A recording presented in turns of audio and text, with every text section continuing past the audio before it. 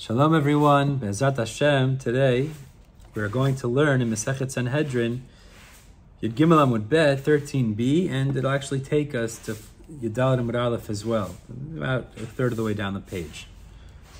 We're going to start at Semicha Kenim, which is about a third of the way down Yud Gimel Amud Bet at the two dots. And we're going to have two sections in today's learning. The first section, we will discuss the idea of Semicha Kenim, that the necessity of the number of judges to lean on the animal of the par ha'elem davar shel tzibbur, which we'll explain. And in the second section, we'll discuss the idea of conferring semicha, which is the more classically used word, which is rabbinical ordination, but the real rabbinical ordination, not what we do today, actually. We'll discuss that also. We'll begin to discuss that, which will actually take us to tomorrow to discuss that more. As always, our learning should be as a zechut, as a merit for refuah shlema, a speedy, full recovery for Yaakov ben Dinah, and we should only hear b'sarot tovot, good news. Okay, now the Mishnah told us, we just finished up yesterday, regarding the scenarios of the cases of intercalating the year. So we're moving on to a new sugya, which is Semicha Kenim. The Mishnah had said that you need, it was a machloket actually, how many judges are required for Semicha Kenim? So what is this talking about? There is a halacha in the Torah, which is in Parashat Vayikra, that's called par ha'elem davar shel tzibbur, which means that there are certain scenarios where the Sanhedrin, or the courts, paskin, that something is permitted, but it turns out that it was actually asur, and the majority of the Jewish people engage in that behavior. And the halacha is the Sanhedrin needs to bring a korban as an atonement for their inappropriate psak, followed by the majority of the tzibbur erring in that way. Now, as with other korbanot, in order to bring it properly, there's a semicha, which is leaning on the animal that's done before the animal is sacrificed. So we had a machloket in the Mishnah, how many members of the Sanhedrin need to lean on that animal before it's sacrificed? Rabbi Shimon said you need 3 of them to lean on the animal, and Rabbi Yehuda said 5. So the Gemara here will deduce the sources for this debate. Be'ezrat Hashem, let's get started again, about a third of the way down Yud Gimel Amud Bet. Semicha Kenim. The Mishnah had said the leaning of the elders. Tanu Rabbanan, says the Braita. The pasuk tells us there in Vayikra, when it talks about this inyan of leaning on the animal, when the skenim, when the courts paskin, something is mutar, and the congregation, the people, engage, most of them, majority of them engage in its inappropriate conduct. So it says, V'samchu ziknei. It says, the elders shall lean on this animal. This is the par ha'elem davar shel tzibbur. Yachol ziknei ashuk. Now you might think it just needs to be any general elders. You don't necessarily need this kenim who come from the Sanhedrin, from the courts. Talmud lomar eida. Therefore it uses the word eida. Eida is a connotation of having specific elders who come from the court system. If it only said Eida in the pasuk, Yachol Ktanei Eida. So maybe it only has to be elders, Kenim, judges who come from the lower courts, which is even the 23-person courts. Amud Lomar Ha'eida. Therefore the pasuk says Ziknei Ha'eida with a Hey. Hey implies the unique or specific judges, i.e. in the context here, you need some of these Kenim who come from the Sanhedrin, the 71-person highest level of court, Supreme Court of the Jewish people, to lean on this animal, this par ha'elem davar shel tzibbur. Miuchadim shebe'edah, the most unique, which is of the 71-person court. V'kamahen. So how many do you need? So this is a machloket, and we'll show it's based on drashot. Because one, it says v'samchu is shnayim. V'samchu is a plurality. Ve'ishtal lean. So that teaches you need 2 elders to lean. Ziknei, it also used the word ziknei, which is a plurality, which is shnayim, that's another 2. 2 plus 2 is 4. Vein beitin shakul, you can't have an even court. So therefore, mosifin aleim od echad, you have to add another 1, which is a total of 5. Harekan chamisha div Rabbi Yehuda. So Rabbi Yehuda says, based on v'samchu being 2, ziknei being 2, and you have to add 1 more, so it's not an even number. Therefore, you need a total of 5 judges of these ziknei aida, meaning of the Sanhedrin, to lean on this animal before it's sacrificed. Rabbi Shimon argues, and he says, Ziknei is shnayim. Ziknei teaches us that you need 2. Ve'ein beitin shakul. Now you can't have an even number court because 2 would not be sufficient. So mosifina le'en od echad, you have to add on 1 more. Harei kan shlosha, you have a total now of 3. So ask the Gemara the obvious question. You showed me that you utilize ziknei in the drasha of the number, but what do you use the word v'samchu for? Why don't you use the word v'samchu to teach you another 2, which would actually be a total of 5? So the Gemara answers, no, that word v'samchu is necessary for the simple reading of the pasuk, meaning you can't use that for a drasha because you need it in the context of the simple reading of the verse. V'samchu, what are they doing in the pasuk, these elders? What they're doing is they're leaning on the animal before it's brought. So you can't use that word for an additional drasha to add numbers to the people leaning on it, as it's necessary for the simple reading. So the Gemara turns back to Rabbi Yehuda now. It says, for Rabbi Yehuda, what about him? How does he know to use the word v'samchu for the number if it's really necessary for the simple reading of the verse that those elders need to lean on the animal? So Rabbi Yehuda says back, legufei lo tzarich. No, I don't need it for the simple reading of the pasuk. Why? De'im ken, because if for the simple reading of the verse, you wouldn't need to write them. Why? V'samchu. Delo ati v'samchu l'drasha. De'im ken delo ati v'samchu l'drasha. If it was not used for the drasha of the number 2, lichtov, it could have just said in the pasuk, ziknei. Now this is a little bit of a difficult read, but we'll read it how Rabbi Yehuda would understand. Ziknei ha'ida, the elders of the congregation, yedehem, their hands should be al rosh hapar, on the head of the bull. So you wouldn't need to write v'samchu that they shall lean, because that's understood, it's implicit in the verse. So it doesn't need to write v'samchu for the simple reading that they need to do semicha, they need to lean on the animal. The fact that it writes it is to teach us the number that you need 2 more, i.e. a total of 5. So the Gemara says, Rabbi Shimon says back to that, iktiv hachi, if it would have only said it this way with leaving out the words v'samchu, hava amin, I would have said my al. What does it mean when it says on the head of the par, the head of the bull? I would have said bisamuch. There are times in the psukim that we find the word al doesn't actually mean leaning on the animal, on the item that we're talking about itself, but al could also mean next to. So then I might have said, if it didn't say visamchu al, that you lean on the head of the animal, maybe it means that they lean near the animal or they stand near the animal. So you need to write visamchu to teach me that actually, says Rabbi Shimon, for the simple pshat that they're leaning on the head of the animal, otherwise we wouldn't have known that. For Rabbi Yehuda says back, Gamar rosh me'olah. Rabbi Yehuda says, no, I still don't need the word v'samchu, because we learn gzeira shava. I have a tradition, says Rabbi Yehuda. It says the word rosh by this par ha'elem davar shel tzibbur, this unique korban, and it also says the word rosh by the korban olah. Just as by the korban olah, they would lean on the animal's head itself. So to here we know that, and you don't need the word v'samchu to imply that. Therefore, it must be it's extra to teach us the number 5. Rabbi Shimon, Lagomar rosh me'olah. Rabbi Shimon did not have this tradition. And as Rashi says in many places, if you don't have a tradition of a gzera shava, you cannot make that gzera shava. You need tradition from your rabbis, otherwise you can't make it. So bottom line, what comes out is, they both hold that you need ziknei ha'ida, you need members of the Sanhedrin of 71 in order to lean on the animal. The debate is samchu included in the count for the numbers, like Rabbi Yehuda says, which is an additional to a total of 5. And according to Rabbi Shimon, you can't use it for that because it's needed lipshuto, for the simple pshat that you lean on the animal's head, and therefore you only have a total of 3 from the word ziknei. Let's move on now to the second section. Now the Gemara quotes a braita that's a bit vague, and we'll have to explain this. Tana, the braita tells us the following: semicha. So now that means leaning on something, or leaning, well, literally. V'smichat zkenim, as well as the leaning of the elders, bishlosha, is done with 3 people. Now the Gemara understands v'smichat zkenim refers to what we were just discussing, which is leaning on the head of the animal for this par ha'elem davar shel tzibbur requires 3 judges, which is like the position of Rabbi Shimon. But my smicha umay smichat zkenim. But then what is the first thing? What is the smicha that we're referring to first that's different than this smichat zkenim? So now the Gemara introduces a new thing, a new process or procedure that requires 3 judges that this braita is highlighting. So Rabbi Yochanan explains like this.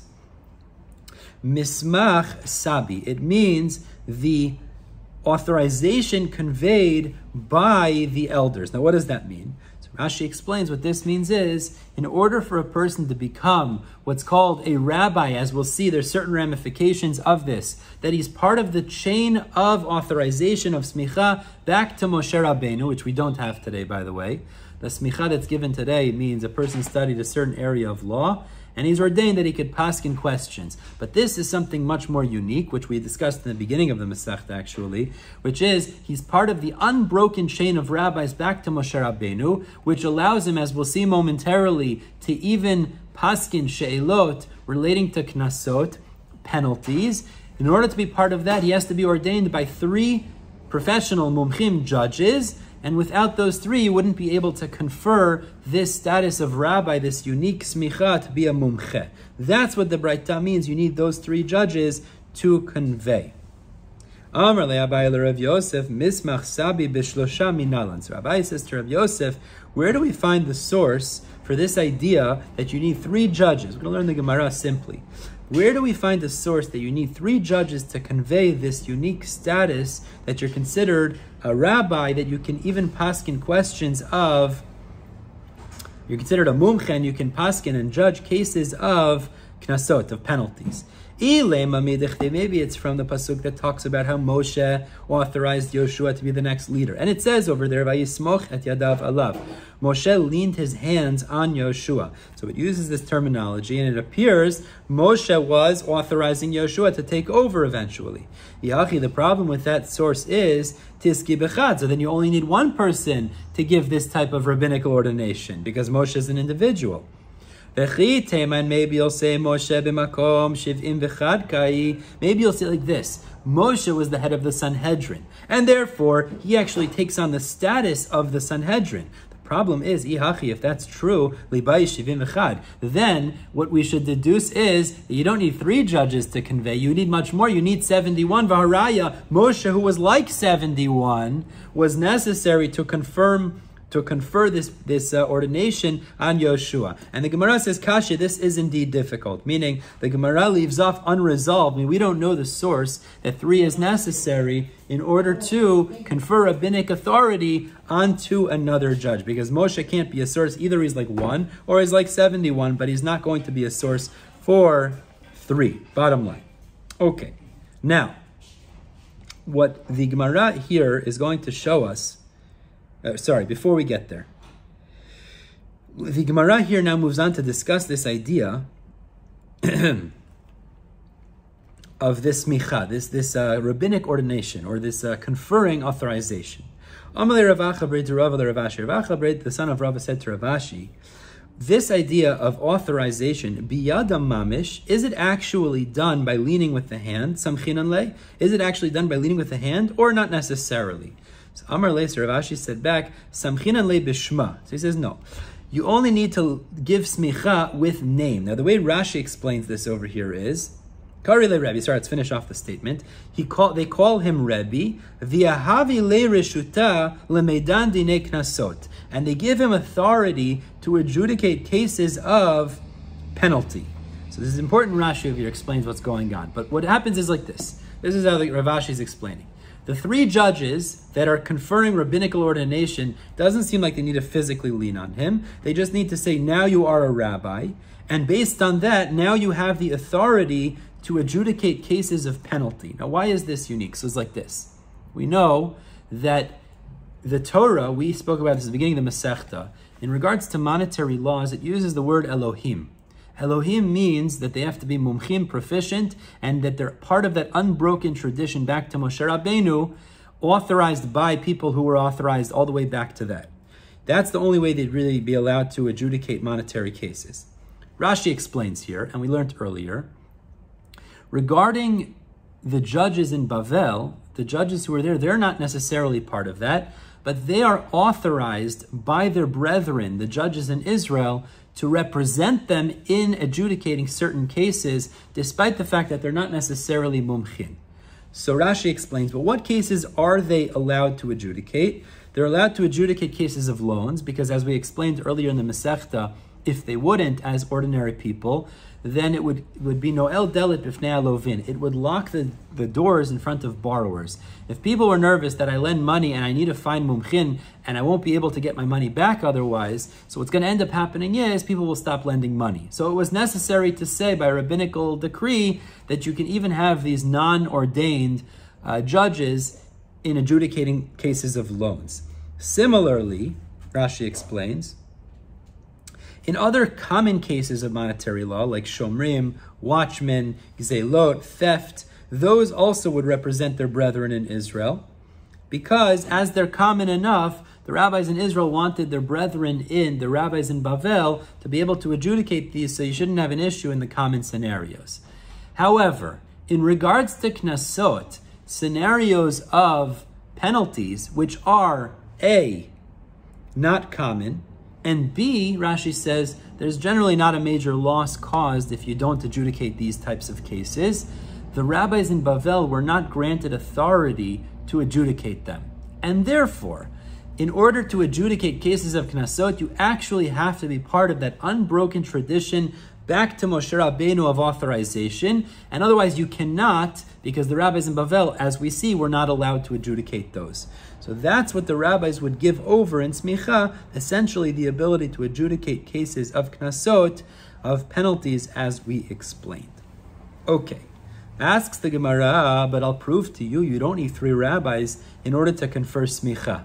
Because I'll show you from a story that happened with Rav Yehuda ben Baba, that they were even able to confer this authorization as an individual judge. V'chad lo samich, asks the Gemara, is one not able to confer this authority? V'ha'amar Rav Yehuda amar Rav. Rav Yehuda amar Rav said the following, Beram, in fact, zachor toa ish letov, that person, which we'll mention in a minute, is to be remembered for good. As we'll see, he did a tremendous mesirut nefesh to keep alive this rabbinic authorization.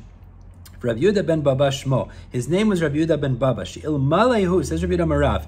If not for this person, Rav Yehuda ben Baba, nishtakchu dinei knasot mi Yisrael. There would have been forgotten the rules of penalties of knasot from the Jewish people. So the Gemara interjects, what do you mean nishtakchu? Nishtakchu nigrosinu. If it was forgotten, we have it written in Sfarim, so we'll relearn it. What's the problem? Ella, so what is Rav Yehuda Marav saying? Turning to Yadal and Amud Aleph. Batlu dinei knasot mi Yisrael, as we'll illustrate, if not for the fact that he went against the government policy, and he would have stopped, and there would not have been any more the conveying of smicha as we know it, so then you would have lost the ability to adjudicate cases of penalty because there wouldn't have been any more authorized rabbis. That's what this Rav Yehuda ben Baba did. And actually, we learned about this Rav Yehuda ben Baba on Yud Aleph and Mud Aleph before, that they wanted to give him a great eulogy when he died, but he was killed by the government, and you don't give eulogies to Harugei Malchut, which we spoke about there. What was the story? Shepam Achat, because one time, Gazra Malchut Harsha'a Gzeral Yisrael. The wicked government made decrees against the Jewish people. Usually when it uses these words, Malchut Harsha'a, it refers to the Romans. So the Romans who controlled the Jews at the time, they made decrees against the Jewish people. Shekola somech yareg. They said, firstly, anyone that gives another person rabbinic authorization, the smicha, he will be killed. V'kol nismach, and the person who receives the smicha, yareg, he'll also be killed. V'ir shesomchin ba, they took it so far to say, the city that he received the smicha in, Techarev, will be destroyed. V'tchumin shesomchin bahen ya'akru, and the borders of that town that the smicha was given in will be uprooted. So there's debate in the Mefarshim what this means. Either it means the surrounding areas will be uprooted, or the signs indicating the directions to that city will be destroyed. Either way, the Romans made a very harsh edict. They didn't want this smicha to continue, and there was going to be total destruction if people continued to give smicha. Masa Yehuda ben Baba. Now, what did Rabbi Yehuda ben Baba do? He wanted to maintain this rabbinic smicha. So what did he do?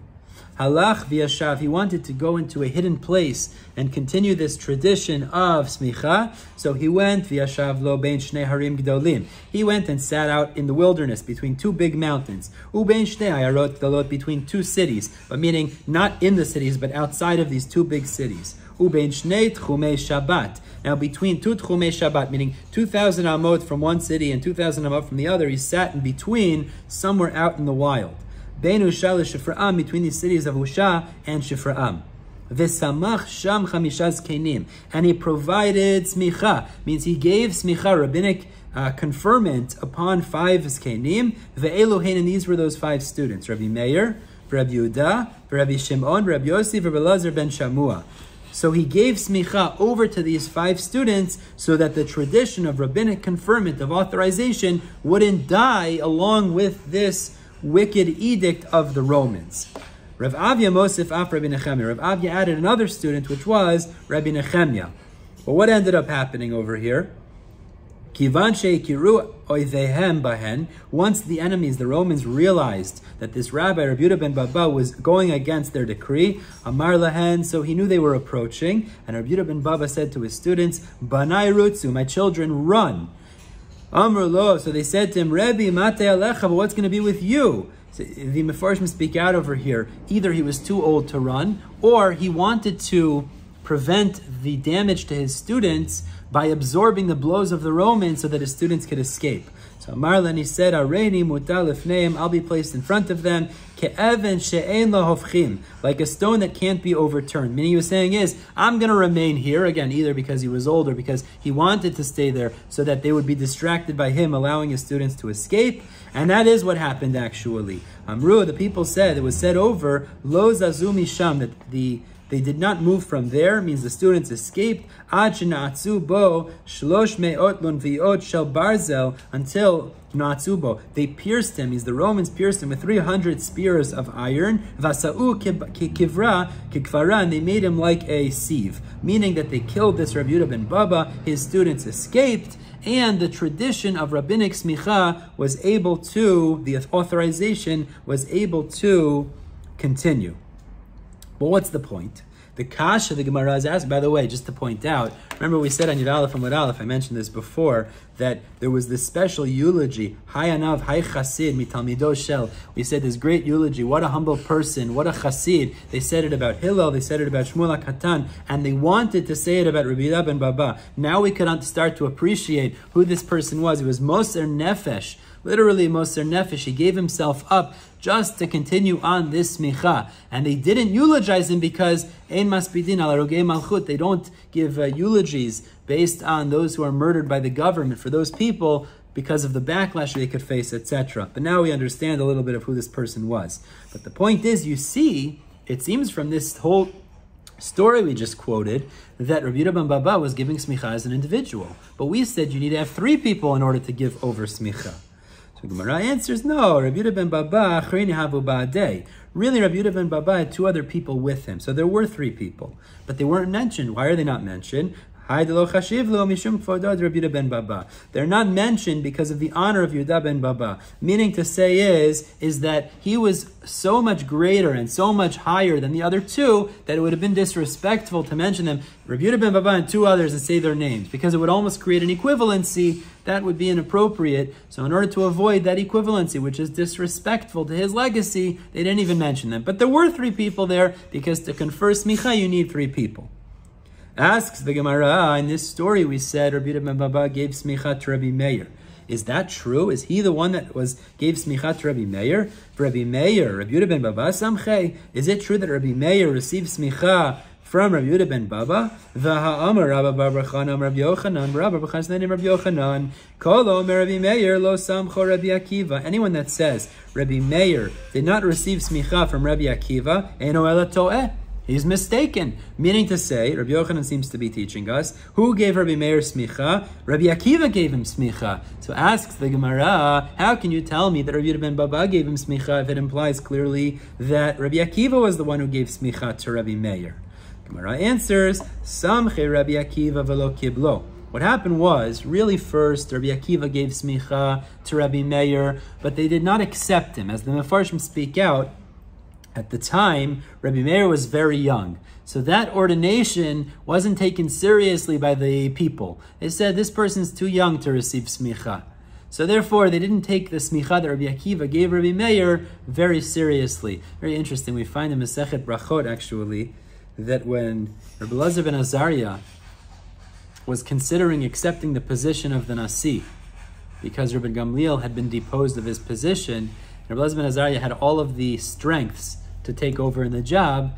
One of the issues his wife said to him was, because you're so young, people are not going to listen to your drashot and take you seriously. Youth is a reason for people to not take you seriously. So in the story over there, as we know, in the Haggadah, we say it every year, Harei ani kiben shivim shana, I'm like 70 years old, because the Gemara tells us, and it's brought down there in the Haggadah, that he prayed, that meaning he said he wants to accept the job, but he was concerned about this issue. So HaKadosh Baruch Hu made that his hair would turn white. Because once his hair turned white, he looked older, he looked more mature, and people would start to take him more seriously. So he'd be able to be successful in the job. So similarly over here, Rabbi Meir received smicha from Rabbi Akiva. People didn't take him seriously because they said, look at this young whippersnapper, he's so young. But then, Samcher Rabbi Yehuda ben Baba v'kiblo. And that's what happened here. Afterwards, Rabbi Yehuda ben Baba gave Rabbi Meir smicha a second time, and then as he was older seemingly, he was then accepted. His smicha was taken seriously, because at that point he was already more advanced, and that smicha was therefore effective. Okay, we're going to stop here at about almost halfway down the page in Yadalit Amud Aleph, and we'll pick up tomorrow with Yadalit Amud Aleph. We'll pick up with the same discussion, actually, talking about certain halachot associated with providing and conferring smicha to students in order to give them the rabbinical ordination. Zat Hashem, we're stopping here. We'll pick up Yadalit Amud Aleph tomorrow. Everyone have a wonderful day.